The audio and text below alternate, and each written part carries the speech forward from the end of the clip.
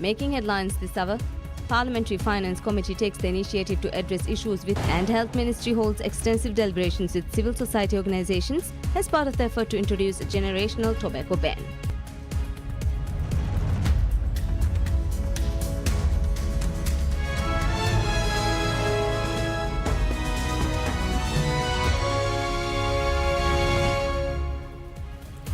Bismillahirrahmanirrahim. Hello and welcome to PSM News in English. I'm your host Ahmad Imad and I'll be continuing with the details for the latest stories.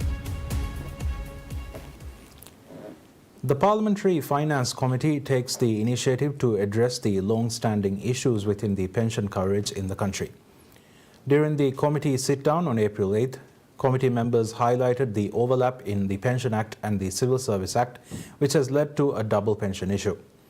Speaking during the meeting, Deputy Speaker Ahmad Nazim pointed out that the various government institutions are carrying out several pension schemes alongside the Maldives retirement pension scheme, creating the double coverage issue.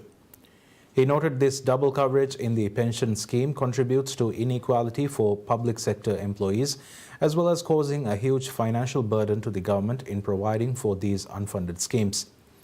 So the Deputy Speaker suggested that the committee should work as a mediator between the Civil Service Commission (CSC) and the Maldives Pension Administration Office (MPAO) to find a solution to the conflicts in the two laws.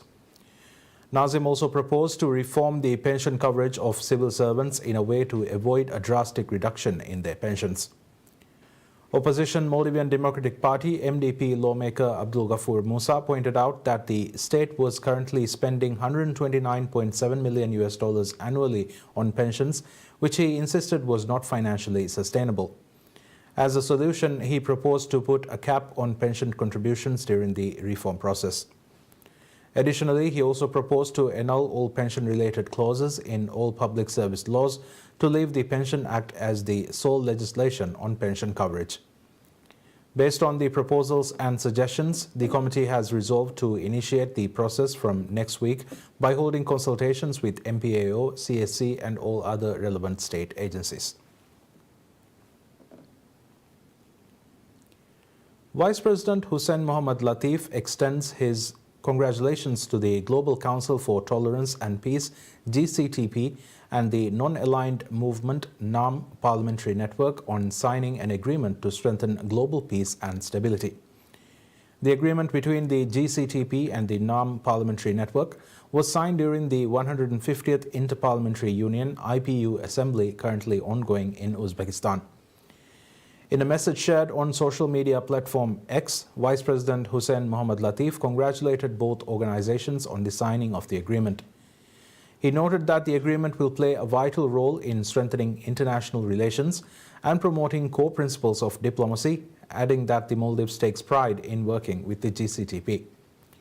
The Global Council for Tolerance and Peace (GCTP) is an international organization that works towards strengthening global relations, establishing peace and security, and eliminating racial discrimination.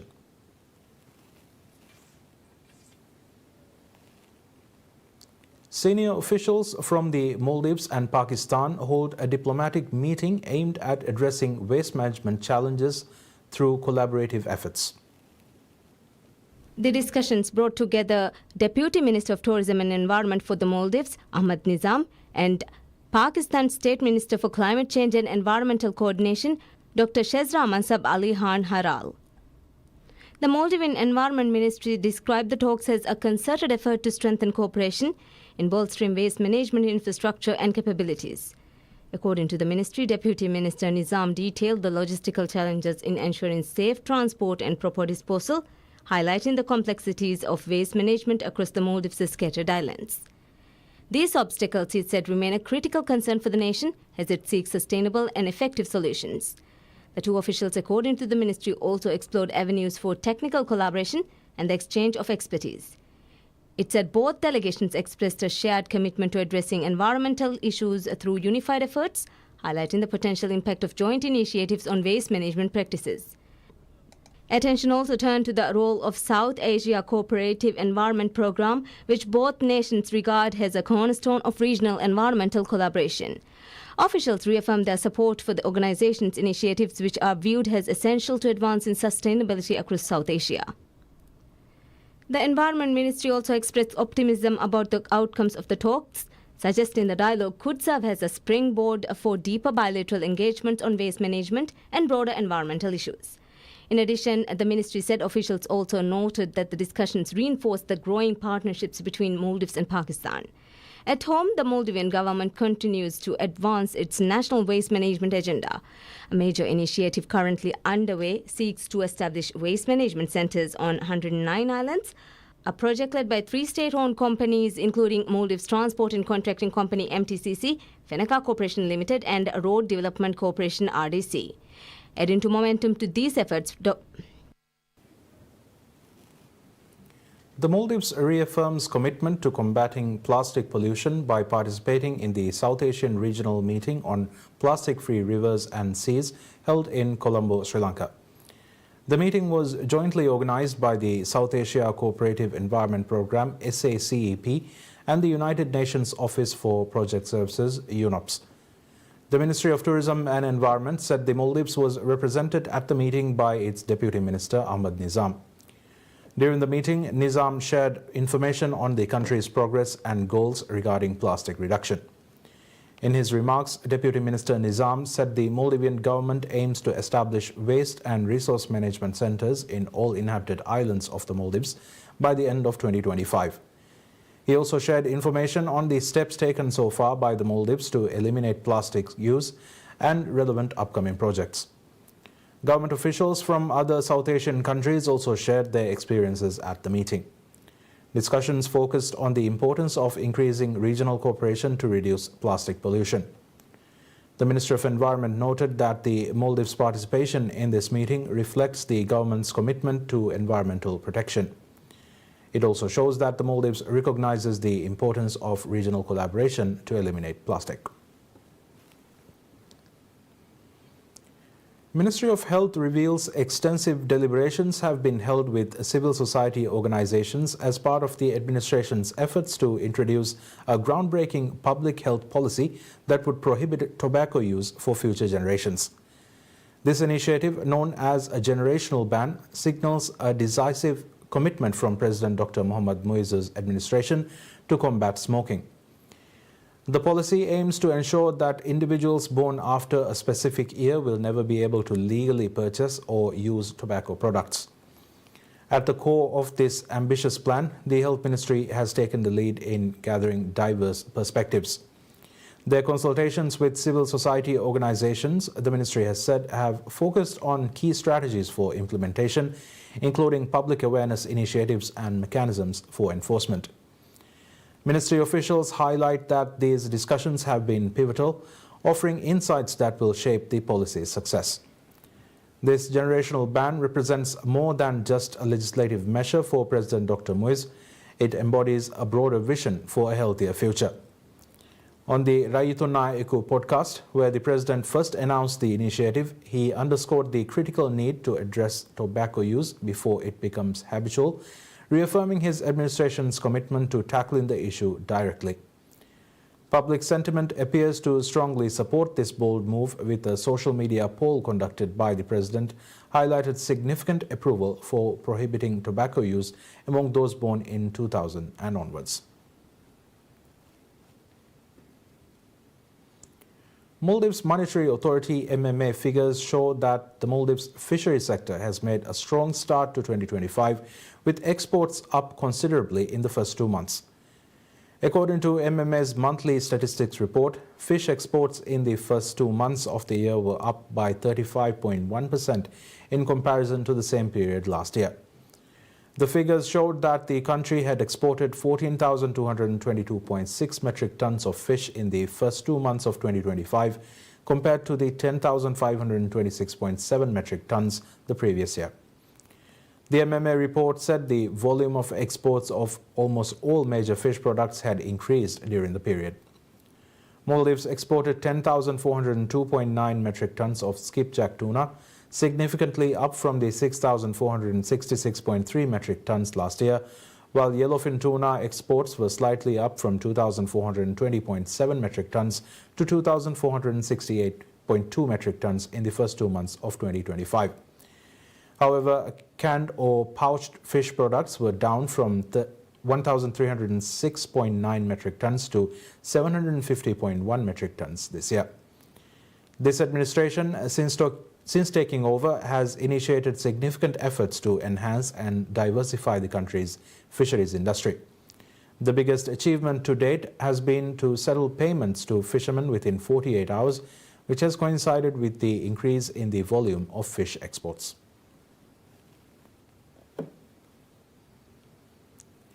The government awards the project to widen and modernize the north side of the outer ring road of the capital Male to the Maldives Transport and Contracting Company MTCC. President Dr. Mohammad Muiz had announced that the road area surrounding the Izzuddin Jetty will be widened and developed to a modern standard this year during the opening ceremony of the newly redesigned and redeveloped Izzuddin Jetty on 27 February. The project, worth $9.4 million, was officially awarded to MTCC to be completed within 455 days during a ceremony.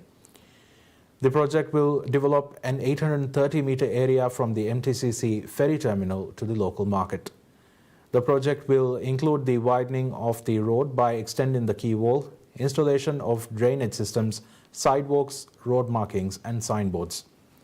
The contract was signed by the Minister of Construction, Housing and Infrastructure, Dr. Abdullah Muttalib, with MTCC Managing Director, DCP retired Ahmed Saudi. Speaking after signing the contract, Minister Dr. Muttalib acknowledged that the area is one of the busiest in Male and assured that the project will be carried out in a way to avoid traffic congestion. During the ceremony, Saudi said MTCC will put in every effort to complete the project well before the deadline, given the busy nature of the area that would be under development.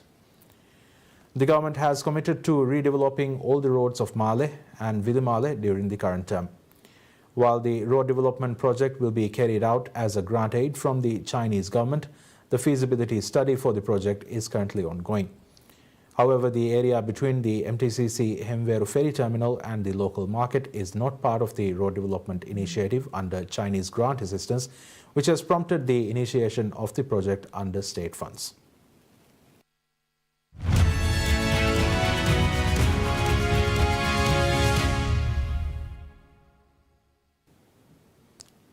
The Reserve Bank of India, RBI, lowers its key repo rate for a second consecutive time and changes its monetary policy stance, signaling room for more cuts ahead as it seeks to boost the sluggish economy in the face of fresh US tariffs. India became the second central bank after the Reserve Bank of New Zealand to cut interest rates since the wide-ranging trade levies were announced. The tariffs have raised the risk of a global slowdown and a U.S. recession while sparking financial turmoil, leaving emerging market central banks facing a tough choice between cutting rates to support growth and shoring up their fragile currencies.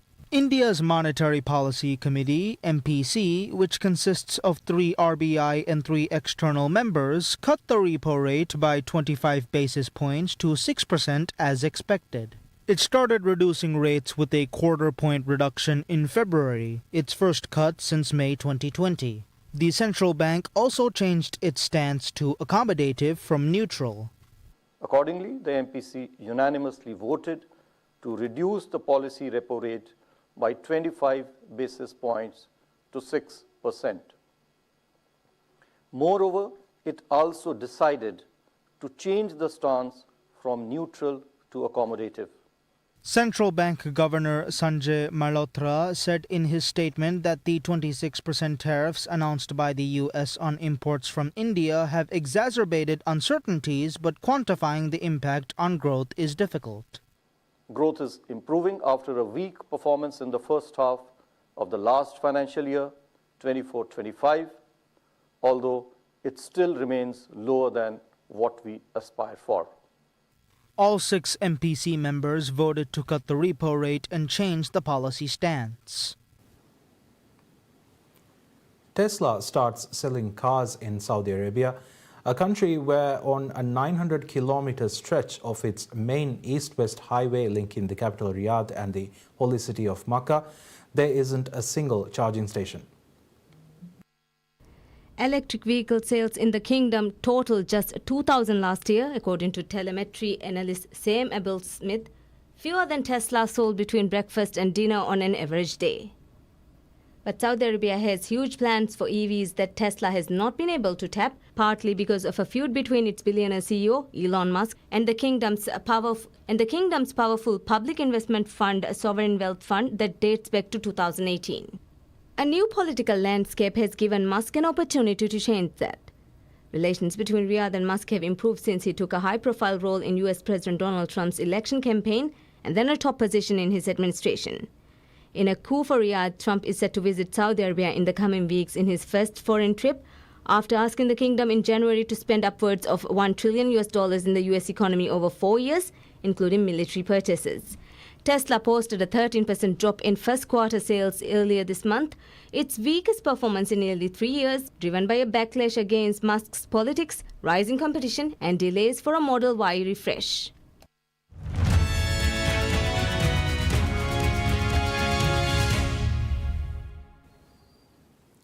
United Nations Secretary-General Antonio Guterres rejects a new Israeli proposal to control aid deliveries in Gaza, saying it risks further controlling and callously limiting aid down to the last calorie and grain of flour.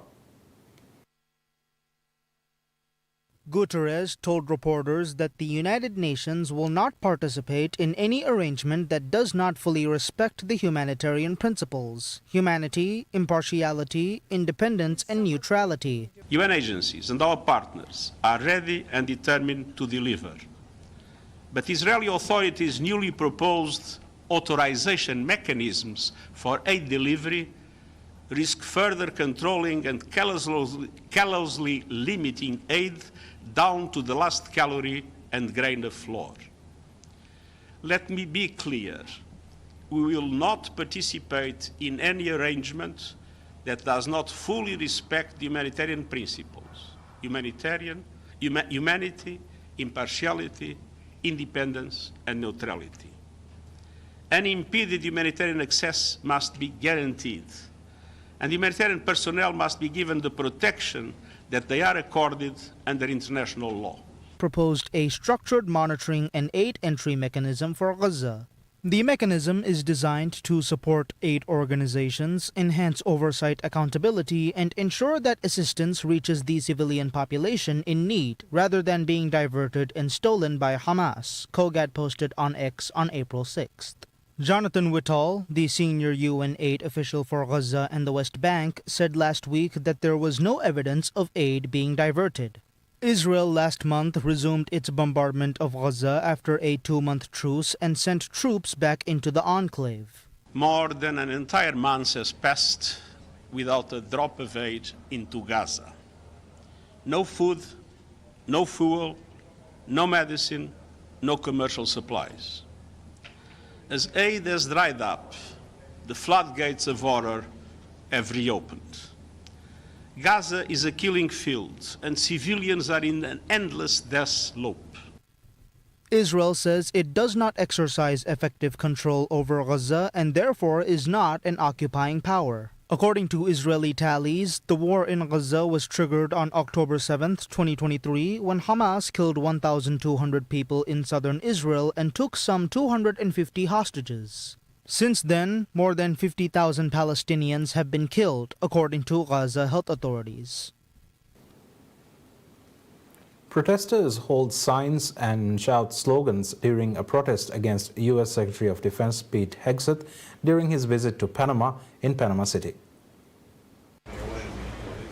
During his visit, Hegseth said the United States will take back the Panama Canal from Chinese influence and vowed to deepen security cooperation with Panama's forces. Hegseth is expected to get a close-up look at the Panama Canal later, the first full day of a rare visit to a nation still unsettled by Trump's threats to take back the canal. More than 40% of U.S. container traffic, valued at roughly $270 billion a year, go through the Panama Canal, accounting for more than two-thirds of vessels passing each day through the world's second busiest interoceanic waterway. Discontent Panamanians also criticized their president, Jose Raul Mulino, calling him a traitor and accusing him of giving away their sovereignty and self-determination.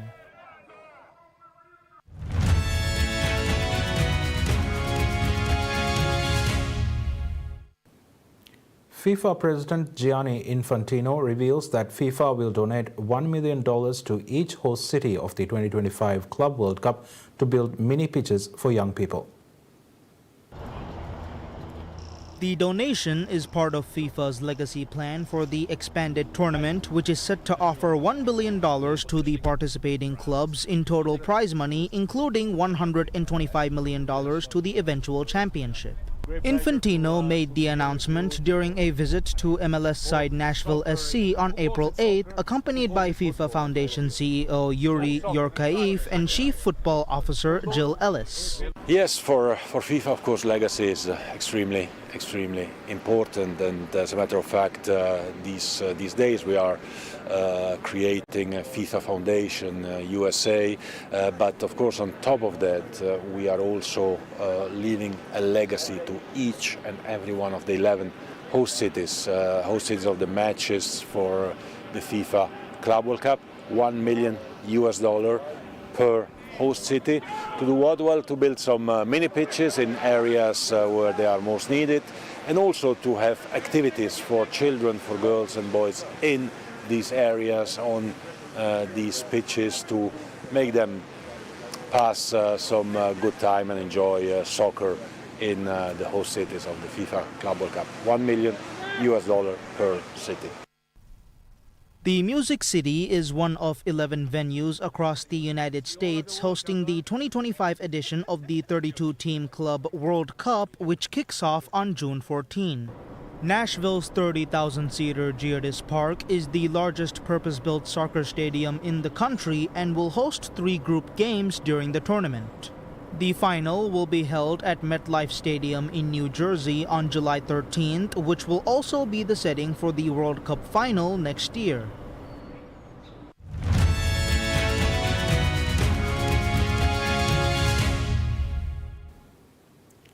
Sitting in his workshop in Old Cairo, Egyptian coppersmith Naji Kamal Muhammad manually engraves patterns on copper plates using a traditional ancient technique he learnt at a young age. But the 68-year-old craftsman says his profession has no future, although he and other nearby workshops are trying to preserve the craft. Handmade copper engravings is considered one of the oldest professions in historic Cairo. Mohammed said, however, with the rise of new advanced methods that utilize the low cost of mass-produced items, the craft is fading away, along with the interest in learning it. The coppersmith hopes to sell the remaining stocks he has, adding that the biggest challenge he faces is the lack of clients. Mohammed also explained that he can't find anyone keen enough to learn the rare craft, as it requires long hours to produce a single piece with little financial return compared to the effort put into the job. And that's all we have for you right now. Thank you for tuning into PSM News. Wish you a pleasant day ahead.